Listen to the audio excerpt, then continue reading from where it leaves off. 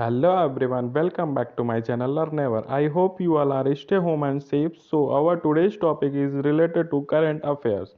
Firstly, subscribe my channel. You will get the notification soon for our next video. Read it very carefully. If you have any doubt, any queries, so please ask me in comment box. Let's start. Bihar सरकार ने नियमित निगरानी सुनिश्चित करने के लिए launch किया hit Covid app. Bihar सरकार ने उन कोविड-19 रोगियों की नियमित निगरानी और ट्रैकिंग सुनिश्चित करने के लिए हिट कोविड ऐप लॉन्च किया है, जो राज्य भर में होम आइसोलेशन में हैं। हिट का मतलब होम आइसोलेशन ट्रैक है। मुख्यमंत्री नीतीश कुमार ने कहा कि यह ऐप होम आइसोलेटेड मरीजों की नियमित निगरानी में स्वास्थ्य कर्मियों की मदद करेगा। सभी प्रतियोगी परीक्षाओं के लिए महत्वपूर्ण प्रश्न। बिहार के मुख्यमंत्री नीतीश कुमार जी, राज्यपाल फागू चौहान। कोविड-19 से संबंधित दान हरियाणा, गुजरात ने जीएसटी की प्रतिपूर्ति की। हरियाणा और गुजरात कोविड-19 संबंधित चिकित्सा आपूर्ति के लिए भुगतान किए गए माल और सेवा कर घटकों की प्रतिपूर्ति की घोषणा करने वाला पहले कुछ राज्य बन गए हैं।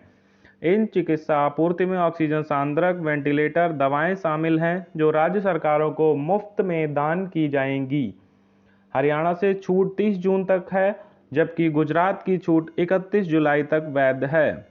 गुजरात ने कोविड से संबंधित आपूर्ति के आयात पर सीमा शुल्क के हिस्से के रूप में लगाए गए आईजीएसटी की प्रतिपूर्ति की घोषणा की है।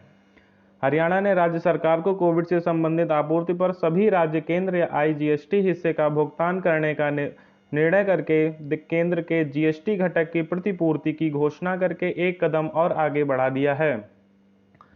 केंद्र ने इससे पहले मुफ्त वितरण के लिए भारत के बाहर से दान या प्राप्त कोविड से संबंधित राहत सामग्री के आयात पर 30 जून तक आईजीएसटी माफ कर दिया था। हरियाणा की राजधानी चंडीगढ़, हरियाणा के राज्यपाल सत्यदेव नारायण आर्य, हरियाणा के मुख्यमंत्री मनोहर लाल खट्टर जी, गुजरात के मुख्यमंत्री विजय रूपाणी, गुजरात के राज्यपाल आचार्य देवव्रत। आईडीबीआई बैंक ने शुरू की डिजिटल ऋण प्रसंस्करण प्रणाली। आईडीबीआई बैंक ने एमएसएमई और कृषि क्षेत्र को 50 से अधिक उत्पादों की पेशकश करते हुए अपनी पूर्णतः डिजिटल ऋण प्रसंस्करण प्रणाली शुरू करने की घोषणा की। एमएसएमई और कृषि उत्पादों के लिए ऋण प्रसंस्करण प्रणाली डेटा फिनटेक, ब्यूरो सत्यापन, दस्तावेज भंडारण, खाता प्रबंधन और ग्राहक सूचनाओं के साथ समेकित रूप से एकीकृत होती है। पूरी तरह से डिजिटल और स्वचालित ऋण प्रसंस्करण प्रणाली की इन विशेषताओं का उद्देश्य बैंक के एमएसएमई और कृषि ग्राहकों को बेहतर तकनीक सक्षम बैंकिंग अनुभव प्रदान करना है। मंच को बेहतर हामीदारी मानकों के लिए नॉक ऑफ मानदंड और क्रेडिट नीति मापदंडों को शामिल करने के लिए डिजाइन किया गया है। सभी प्रतियोगी परीक्षाओं के लिए महत्वपूर्ण प्रश्न। आईडीबीआई बैंक के CEO Rakesh Sharma. IDBI bank का मुख्यालय मुंबई, महाराष्ट्र। FY21 के लिए केंद्र सरकार को 99,122 करोड़ रुपए का अधिशेष ट्रांसफर करेगा आरबीआई। भारतीय रिजर्व बैंक 31 मार्च 2021 को समाप्त 9 महीने के लेखा अवधि के लिए केंद्र सरकार को 99,122 करोड़ रुपए का अधिशेष हस्तांतरित करेगा। आकस्मिकता जोखिम बफर 5.50% पर रहेगा।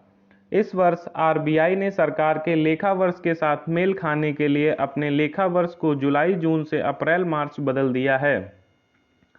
आरबीआई ने फुल केवाईसी पीपीआई की सीमा 1 लाख रुपए से बढ़ाकर 2 लाख रुपए कर दी। भारतीय रिजर्व बैंक ने पूर्ण केवाईसी पीपीआई के संबंध में अधिकतम बकाया राशि को 1 लाख रुपए से 2 लाख रुपए तक बढ़ा दिया है।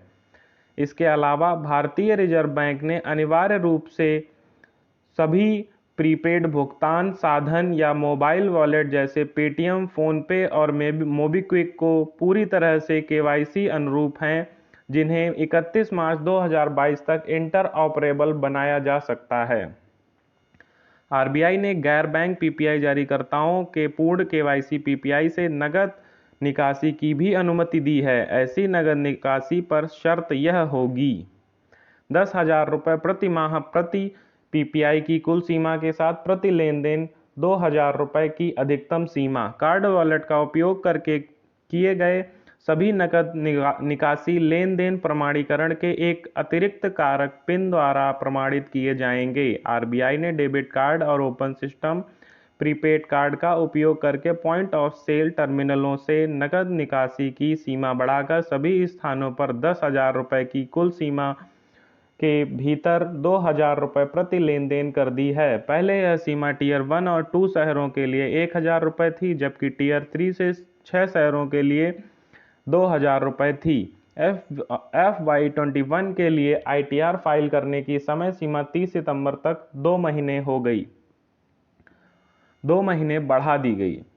केंद्रीय प्रत्यक्ष कर बोर्ड ने व्यक्तियों के लिए आकलन वर्ष 2021-22 के लिए आयकर रिटर्न दाखिल करने की नियत तारीख को 2 महीने बढ़ाकर 30 सितंबर 2021 कर दिया है। इससे पहले समय सीमा 31 जुलाई 2021 थी। कोविड महामारी के कारण करदाताओं को राहत प्रदान करने के लिए आयकर अधिनियम 1961 के तहत अनुपालन के लिए समय सीमा बढ़ाने का निर्णय लिया गया है। सरकार ने आकलन वर्ष 2021-2022 के लिए कंपनियों के लिए आयकर रिटर्न दाखिल करने की नियत तारीख को भी 31 अक्टूबर से बढ़ाकर 30 नवंबर 2021 कर दिया है। बार्सिलोना महिला ने चेल्सी महिलाओं को हराकर जीती महिला चैंपियंस लीग ट्रॉफी। बार्सिलोना महिला ने महिला चैंपियंस लीग ट्रॉफी जीतने के लिए चेल्सी महिलाओं को हराया। चेल्सी ने पहले 36 मिनट में 4 गोल किए और बार्सिलोना ने गॉथेनबर्ग में अपनी पहली महिला चैंपियन लीग जीतने के लिए उन्हें हरा दिया। बार्सिलोना महिला चैंपियन लीग जीतने वाली पहली स्पेनिश टीम है। बार्सिलोना पुरुष और महिला दोनों चैंपियंस लीग जीतने वाला पहला क्लब बन गया और यह महिलाओं के फाइनल में अब तक का सबसे बड़ा जीत का अंतर था। पर्यावरणविद सुंदरलाल बहुगुणा का निधन। प्रसिद्ध पर्यावरणविद और गांधीवादी सुंदरलाल बहुगुणा का निधन हो गया है। वह 94 वर्ष के थे। पर्यावरण संरक्षण में अग्रणी श्री बहुगुणा ने 1980 के दशक में हिमालय में बड़े बांधों के निर्माण के खिलाफ आरोप का नेतृत्व किया था। वह टिहरी बांध के निर्माण का घोर विरोध कर रहे थे। टिहरी गढ़वाल में अपने सिलियारा आश्रम में दशकों तक रहने वाले बहुगुणा ने पर्यावरण के प्रति अपने जुनून में कई युवाओं को प्रेरित किया। उनका आश्रम युवा लोगों के लिए खुला था, जिनसे वे आसानी से संवाद करते थे। कुछ करंट अफेयर्स को हमने छोड़ रखा है, जो कि हमारे कल के वीडियोस में डेली करंट न्यूज़ में शामिल किया गया था। कृपया आप वो वीडियो देख लें। So once again, thanking you for watching my channel. I hope you all will enjoying my video. Thank you.